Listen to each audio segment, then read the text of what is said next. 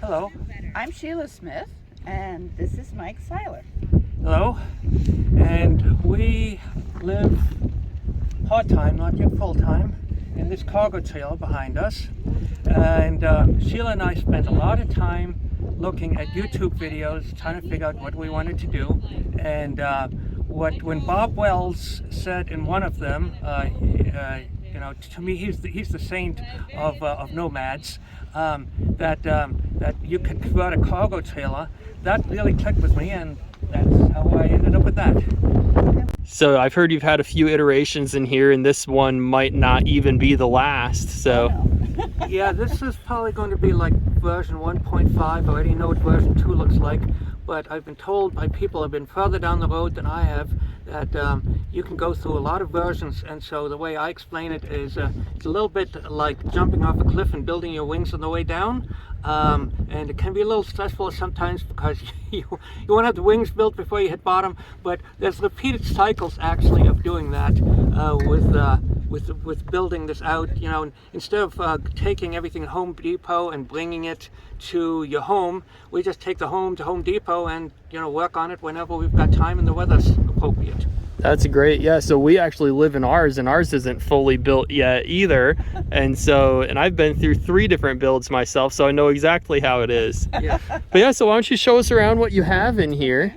Well, we've been very fortunate, so we've been able to do things on a shoestring. They tell you that when you build out when you consider what you want, you kind of do cardboard cutouts of what you want and where you want to place it. Well, we've been very fortunate, and We've had some very nice neighbors who happened to pass along some items. We have a new used refrigerator.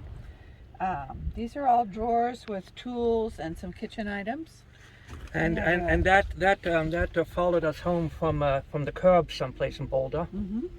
So we have a microwave, and Mike, why don't you tell about the Bluetti, because this is pretty special. Okay, yeah, that's a huge battery pack, and what's hiding behind here is a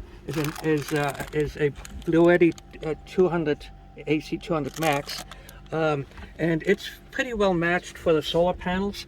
And between that battery pack, that one, and this one under the trash can, and next to the baby wipes, they provide enough power for about 3 days of heavy usage. And with heavy usage, I mean things like running the microwave, the Instapot, a hot water kettle, and multiple computers, as well as Starlink, of course, lights.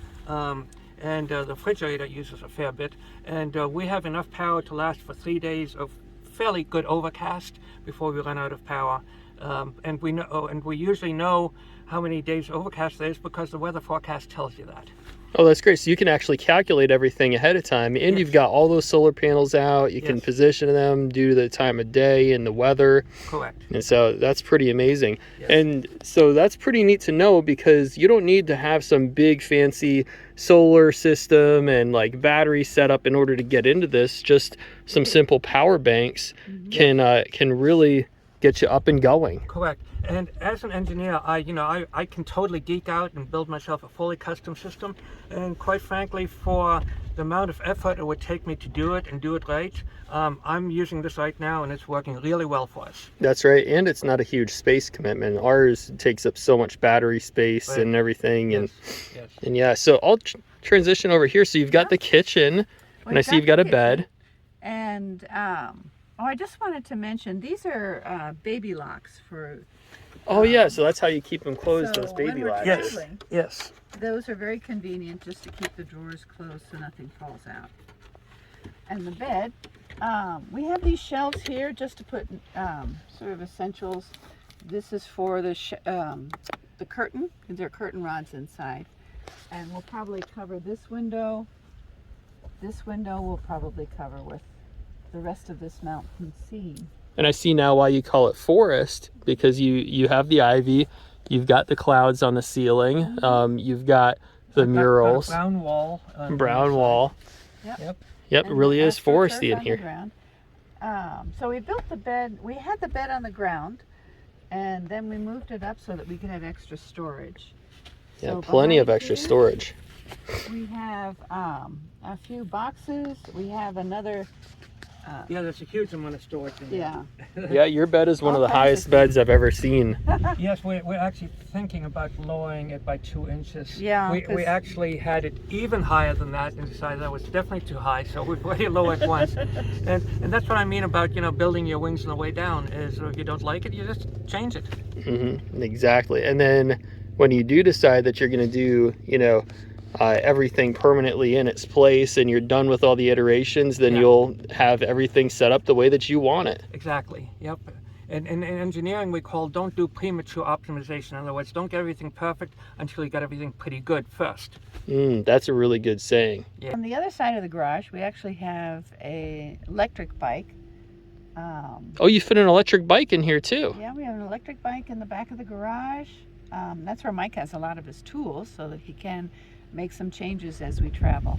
So I've noticed that you don't actually have a sink in here. You want to show us what you do for your water situation? Yes, well, first of all, for just washing our hands, baby wipes have become really common these days, so we use that. But for water, we have 8 of these things. This one's almost empty, which means I can actually lift it. But it's they're called water bricks, and they're kind of like giant Lego blocks. Oh, okay, so they all stack And together. they stack together, and each one of these holds 3.5 gallons. So that's the way we use water. That's enough water for us to be totally self-contained out in the desert for up to a week, which was a design criteria that I wanted. And so, we just pour the water off into smaller bottles as we need it. There's a spigot that you can put on here, and once these are close to empty, we'll just go to some water source, fill them back up at Truck Stop or Walmart or whatever, and then we're good to go for another week or more.